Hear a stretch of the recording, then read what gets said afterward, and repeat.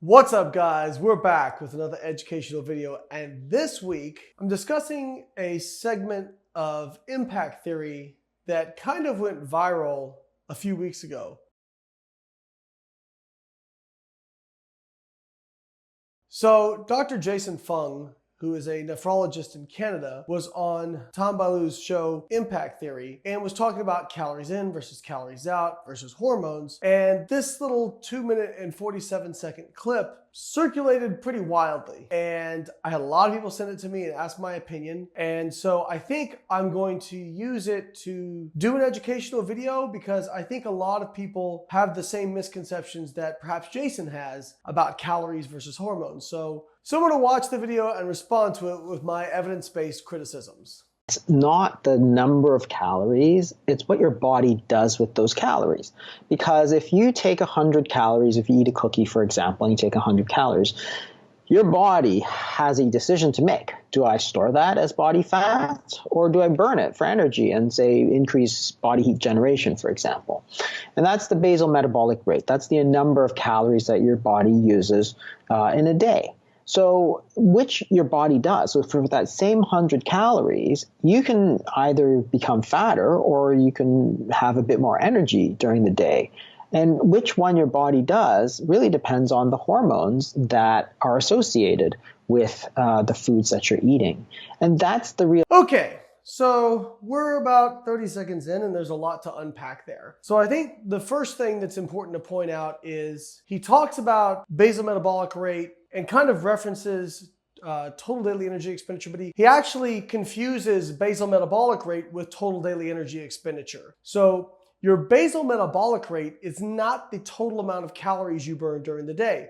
Your basal metabolic rate is a big part of that, but it only, for most people, contributes about 50 to 60% of your daily total energy expenditure, which is all the energy you expend during a day. Now, it's interesting that he kind of talks about how calories don't matter, but hormones matter. But then he also talks about total daily energy expenditure, which is the total amount of calories you expend during the day.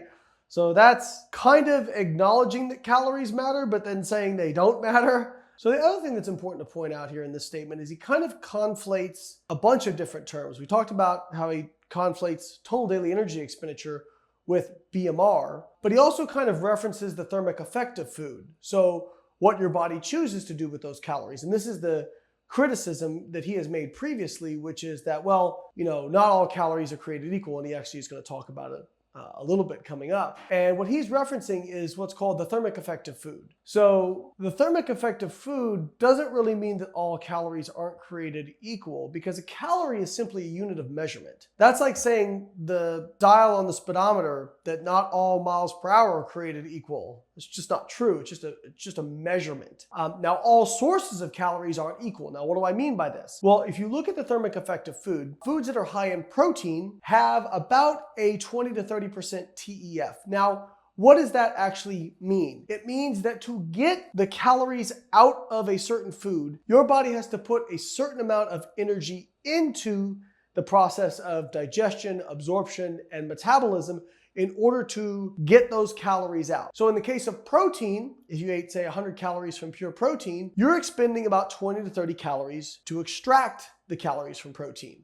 So your net is going to be anywhere from 70 to 80 calories on 100 calories of protein. For a carbohydrate, it's 5 to 10%. So on 100 calories of carbohydrate, you're extracting about 90 to 95 calories. For fats, it's about 0 to 3%. So on fats, you're extracting 97 to 100 calories out of 100 calories. The important thing to point out is that TEF, while it matters, is the smallest contributor to your total daily energy expenditure out of the components of total daily energy expenditure. So it's only about 5 to 15% of your TDEE per day. The things that make a bigger difference are BMR, like we discussed, and then your physical activity, which can be further broken down into your exercise, which is purposeful activity, and then your non-exercise activity thermogenesis, or your NEAT. Now, NEAT confuses people, but NEAT is basically all non-purposeful movements.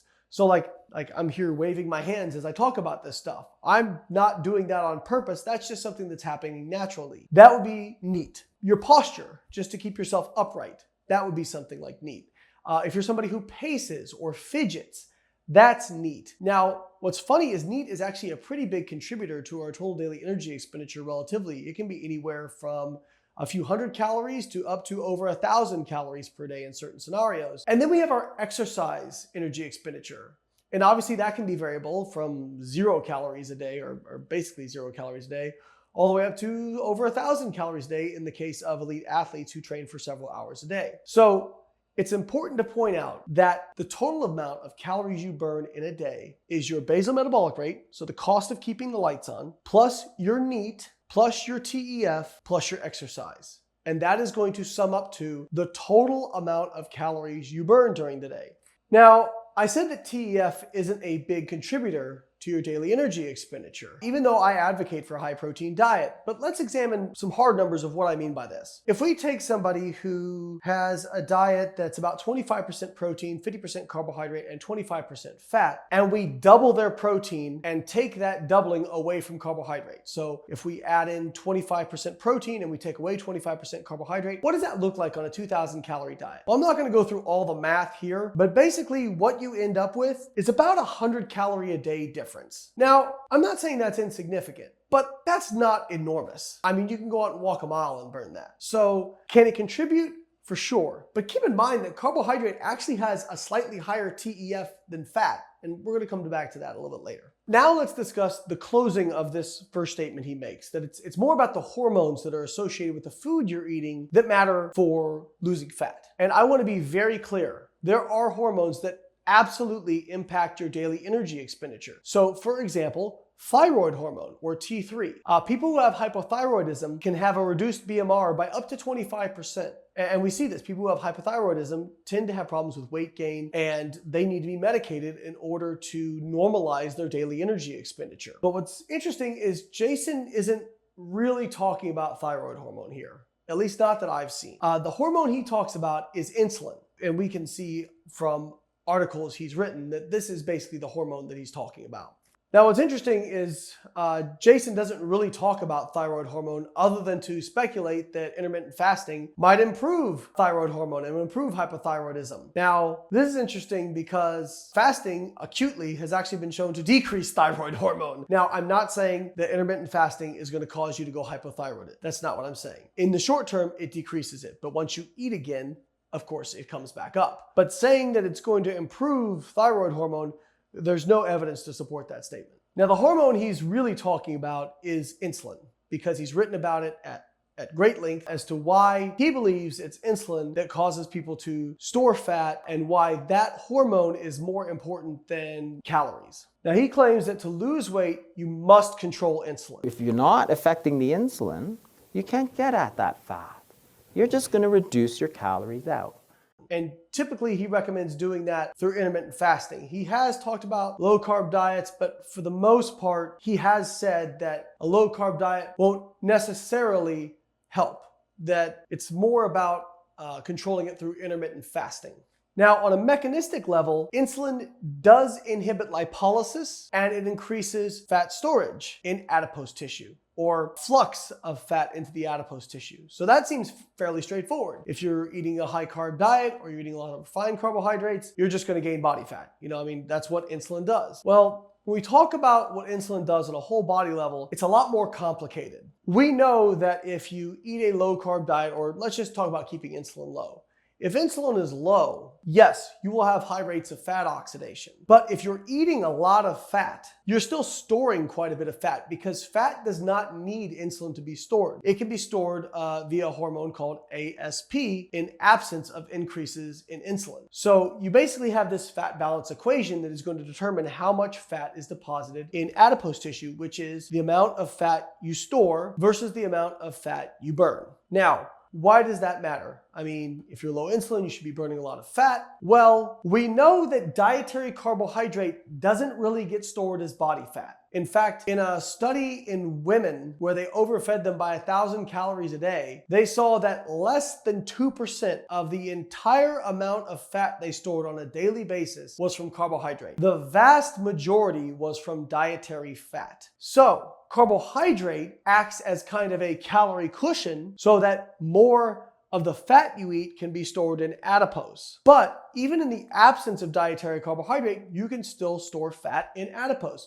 So the equation can be expressed this way. If you eat a lot of fat, you'll burn a lot of fat, but you'll also store a lot of fat. The net gain or loss of body fat is going to depend on your energy balance, which is calories in, calories out. Same thing with carbohydrate. If you eat a high carb diet, you're going to have low levels of fat oxidation, but you're also not going to store a whole lot of body fat. The fat balance is going to depend on your energy balance. But we don't really need to do this sort of speculation because there are studies where we have compared diets that vary in the carbohydrate amount, but are equal in calories and protein. And we need to equate for protein, as we already talked about, because protein has a higher TEF than carbohydrate or fat. So we have to date over 20 studies where feeding was controlled, meaning they were either in a metabolic ward or food was provided to the participants, where calories and protein were matched between diets and the carbohydrate and fat content varied. And so in a meta-analysis of these studies, they showed that essentially there was no difference between these diets in fat loss. In fact, if anything, fat loss slightly favored the lower fat diets,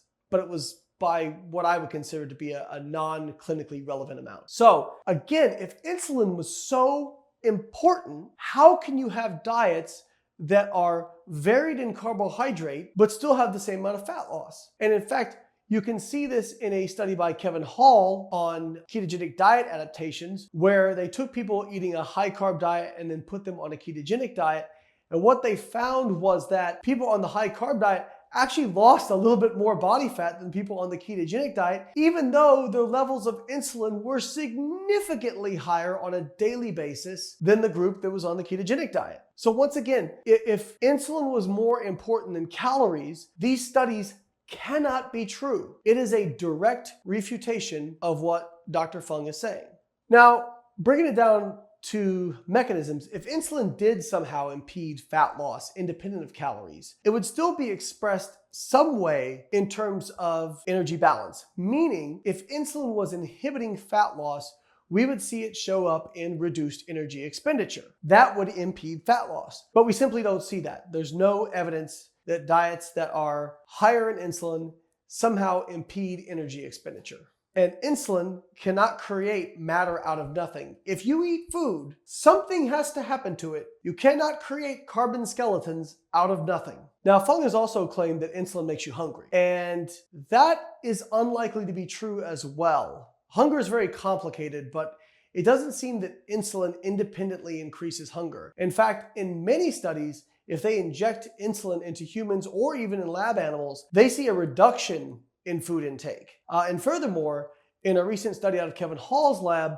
they looked at a high carb diet that was mostly plant-based versus a low carb diet and actually found that the high carb diet caused people to eat significantly less calories than the low carb diet. So once again, if insulin made you hungry, that it cannot be true. Like, that study could not be true. So it must mean that if insulin's a player in this, it's not a major player. And it's possible that it's no player whatsoever. Now, critics of me and proponents of Dr. Fung may say, well, you're straw manning his argument because he's, doesn't really advocate for low carb diets. I'm only talking about low carb diets to express differences in insulin in these studies. But they're right. He does advocate more so for an intermittent fasting approach or a time restricted eating approach. Once again, when we look at studies that equate weekly calories, because if you fast for a day, you can't compare that to a day where somebody's eating. Of course, a person fasting for an entire day versus a day where somebody's eating is going to burn more fat and lose more fat on that day. But if you equate calories over the course of a week between an intermittent fasting approach or a continuous eating approach, we see no differences in fat loss. And there's many studies to show this. We also see similar improvements in insulin sensitivity and HbA1c in diets that are continuous eating versus time-restricted eating so long as calories are equated. So once again, if it was all about controlling insulin, we would expect to see, differences. But here's the other thing. If you restrict your eating window to, let's say, 2 hours out of a day versus continuously eating through the day, sure, you're going to get more insulin pulses through the day because you're eating more frequently. but your meals are also going to be smaller. Whereas if you eat one massive meal in 2 hours, yeah, you've got less insulin pulses through the day, but you're also going to have one really big rise in insulin. So it doesn't make sense, at least to me, that intermittent fasting would be anything other than just a method to control calories. And once again, in the studies, we just don't see this metabolic advantage from intermittent fasting. So another problem with this insulin hypothesis is that protein is really insulinogenic. So there are several studies showing that, like, fish, for example, had the same insulin response as white rice, and steak had the same insulin response as white bread. And yet we see increased energy expenditure with protein relative to carbohydrate-based foods. So if it's just insulin, wouldn't these protein-based foods be just as fattening as these carbohydrate-based foods? It just doesn't seem to hold up against the weight of the evidence. So let's sum up the first 40 seconds. Jason Fung confuses BMR, total daily energy expenditure, and thermic effect of food. He also believes that total daily energy expenditure basically has two components, your BMR and exercise. He kind of references thermic effect of food. He says that calories aren't important, even though he makes a point to talk about whether or not you store calories or burn calories. Seems kind of counterproductive for his argument. And he claims that the hormones associated with the foods you eat are more important than the calories themselves. Okay, so on to part two. That are associated with the foods that you're eating. And that's the real key, because if you simply cut calories, and this is the way that I was taught and everybody was taught, you simply cut the fat, eat less fat, because fat is very dense in calories. You get less calories, and therefore your body is going to lose body fat. But that's not necessarily true. If you eat 500 calories less, your body could simply decide to burn 500 calories less, and you won't lose any body fat. Okay, so that's not true. Your body doesn't just decide to burn 500 calories less. What he's talking about is what we call metabolic adaptation, whereby if you lose weight through caloric restriction, your body slows its BMR disproportionate to the amount of weight you lose. But nowhere in the literature is this a rapid response. Dr. Fung is making it sound like you cut 500 calories and instantly you just burn 500 calories less. That's not true. In fact, the only study where we see 500 calories of metabolic adaptation is Kevin Hall's study of the Biggest Loser participants. And we're talking about people who lost massive amounts of weight, like over 100 pounds, and did it through basically extreme starvation diets coupled with massive amounts of exercise. And even then, they didn't quite get to 500 calories. They got to 499 calories. In most studies, the vast majority, metabolic adaptation is anywhere from 5 to 15%. So meaning you do expect some metabolic slowing as you lose weight, simply because if you lose, say, 20 pounds, there's 20 pounds less to carry around. Your body doesn't require as much energy to carry that around. So when we talk about metabolic adaptation, it's what percentage lower in terms of metabolic rate do we see compared to what we expect based on your body size. So this is kind of an example of him sprinkling in a little bit of truth, but then going way overboard with his example. So here's the other important part of this. He says we need to control the hormones associated with food, and your body can just burn 500 calories less. If what he's saying is correct, then his protocols should prevent this metabolic adaptation. But that's not what we see when it comes to intermittent fasted and time-restricted eating. They're not any worse than continuous feeding, but there's no study showing that people using a time-restricted feeding approach incur less metabolic adaptation than people that are continuously eating when calories are equated. And as far as insulin goes, with respect to metabolic adaptation, he never made this claim, but he talks about hormones being important and metabolic adaptation. He doesn't really say metabolic adaptation, but that's what he's talking about. There's no studies showing that people on low carb diets have less metabolic adaptation than people on high carb diets. All right, on to part three. And you won't lose any body fat. And it's not a matter of thermodynamics, because that whole idea that it's just about thermodynamics assumes that your basal metabolic rate remains absolutely rock stable. That is, if you're using 2,000 calories a day today, you go on a diet, you'll still use 2,000 calories a day, but you won't. We've known that for at least 100 years of basic research that your body will actually use fewer calories. So cutting 500 calories a day, which has been the standard device, is very unsuccessful because if you don't change the hormonal system in your body, and different foods contain different hormonal instructions, your body could simply decide to burn 500 less and you will not lose body fat. So it's simply false to say if you cut 500 calories a day down, you'll lose a pound of body fat a week. It's actually not true in any way, shape, or form.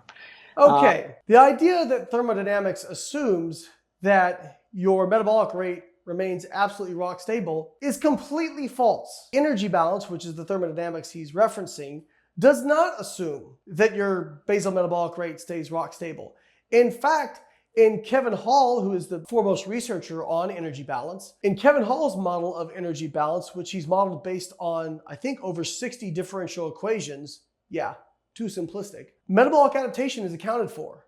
It's assumed that metabolic adaptation will occur. Energy balance does not assume that your metabolic rate remains rock stable. That is absolutely not true and a complete and utter fallacy. On the contrary, experts who study this, including Kevin Hall, talk about the fact that calories in and calories out are not independent variable. They talk about the fact that the amount of calories you consume affects the amount of calories that you expend. In fact, I'm going to quote Kevin Hall from a research paper. We now understand that energy intake and expenditure are interdependent variables that are dynamically influenced by each other and body weight. So sorry, Jason, that's simply not true what you're saying. The other thing to highlight is that Jason confuses tracking your calories with energy balance, which is calories in, calories out. In fact, he has an article on his website titled How Counting Calories Wrecks Your Metabolism. And so he claims that if you count calories, then since you're restricting calories, that causes metabolic adaptation.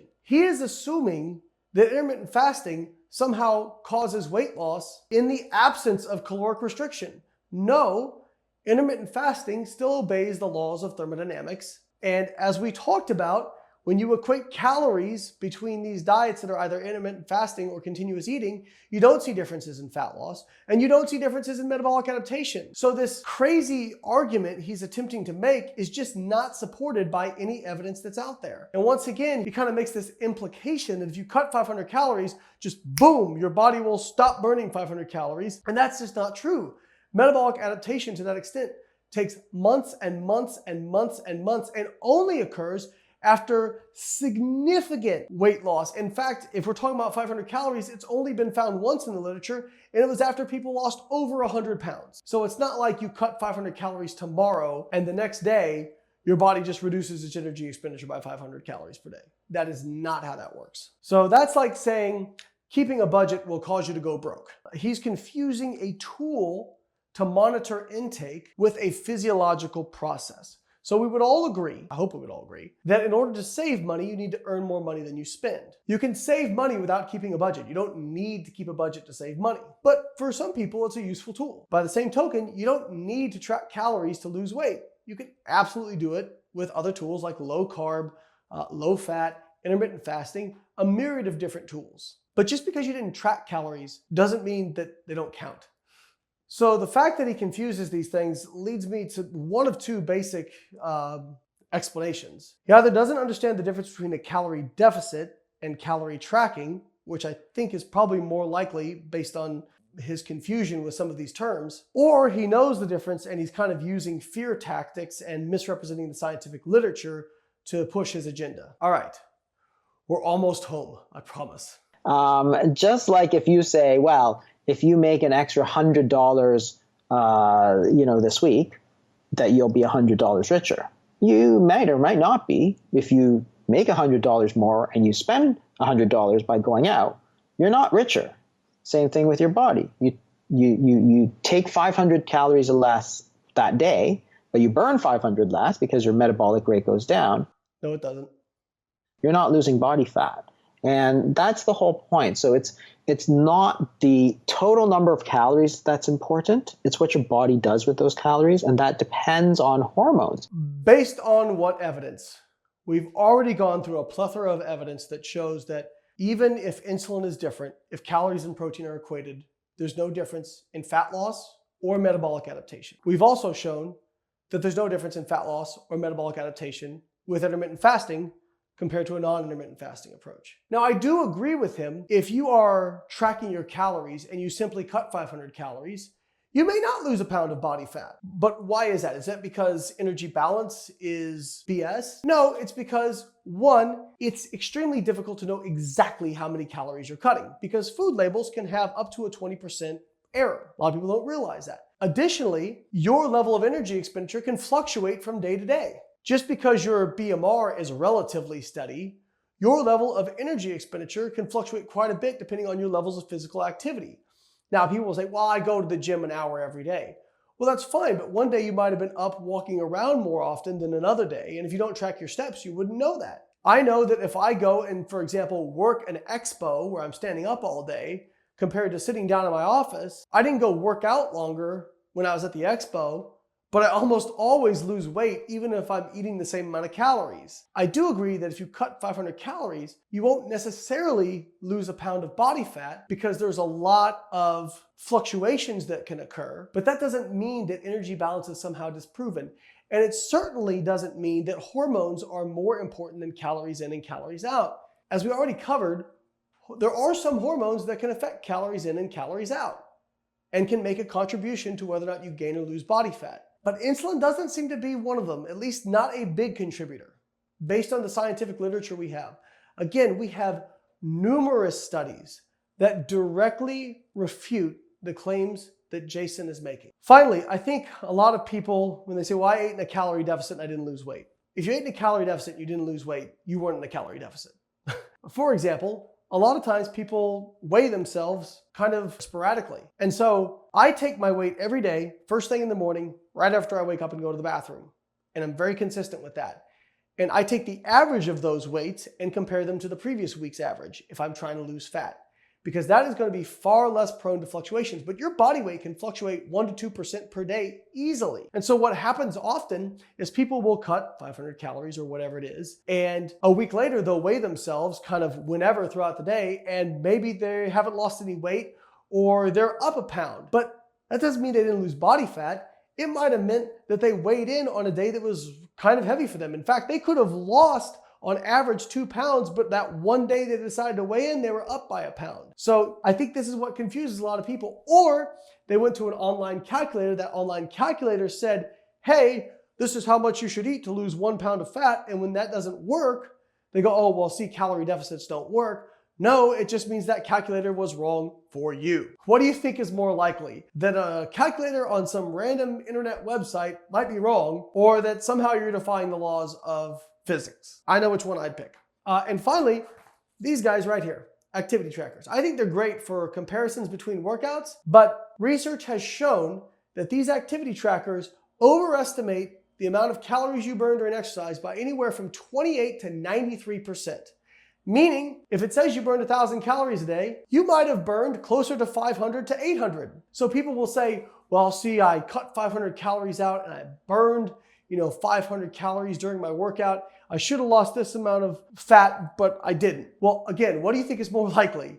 That you are somehow defying the laws of thermodynamics, or that maybe your watch isn't perfect? All right, guys, I think that's it.